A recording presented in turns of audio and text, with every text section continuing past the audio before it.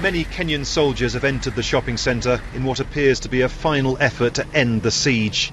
They're locked in a standoff with the gunmen. Occasional bursts of gunfire can be heard coming from the three-storey building. Relatives of the missing have come in search of news of their loved ones. The Kenyan government says some hostages are still being held, which makes any move by the security forces extremely risky. Scores of people have already died and hundreds have been injured. The victims are from a variety of countries. The government says it's doing all it can to rescue those inside, and at one point said the gunmen had been pinned down. A good number of the attackers are still also in the building. We've been able to fairly isolate them. Have you spoken to them? But we are saying that the attackers range between 10 and 15 people.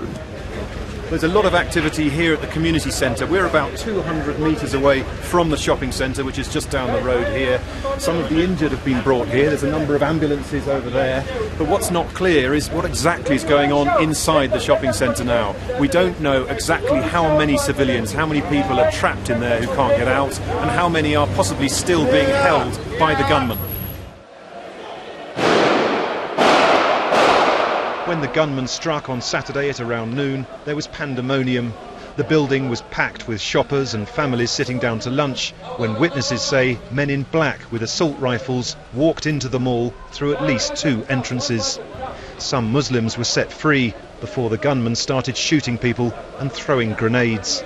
The security guard who was just lying next to where I was shot in the head. He died instantly. I saw that actually. Then he shot at me. Unfortunately, the bullet actually, if you look here actually, there was a graze. There was a graze here.